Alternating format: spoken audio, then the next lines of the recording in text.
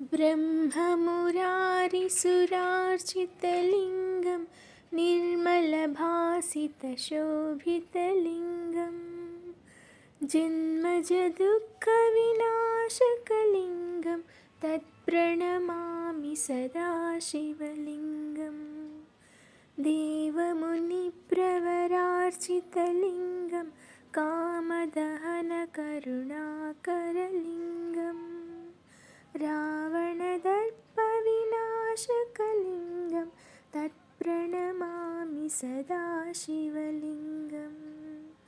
सर्वसुगन्धसुलेपितलिङ्गं बुद्धिविवर्धनकारणलिङ्गम्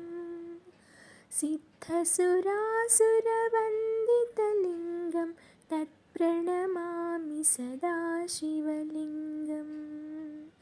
कनकमहामणिभूषितलिङ्गं फणिपतिवेष्टितशोभितलिङ्गं दक्षसुयज्ञविनाशनलिङ्गं तत्प्रणमामि सदा शिवलिङ्गम् कुङ्कुमचन्दनलेपितलिङ्गं पङ्कजहारशुशोभितलिङ्गम् सञ्चितपापविनाशनलिङ्गं तत्प्रणमामि सदा शिवलिङ्गम्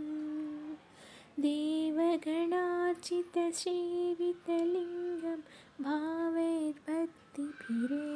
च लिङ्गम् दिनकरकोटिप्रभाकरलिङ्गं तत्प्रणमामि सदा शिवलिङ्गम् अष्टदलोपरिवेष्टितलिङ्गं सर्वसमुद्भवकारणलिङ्गम्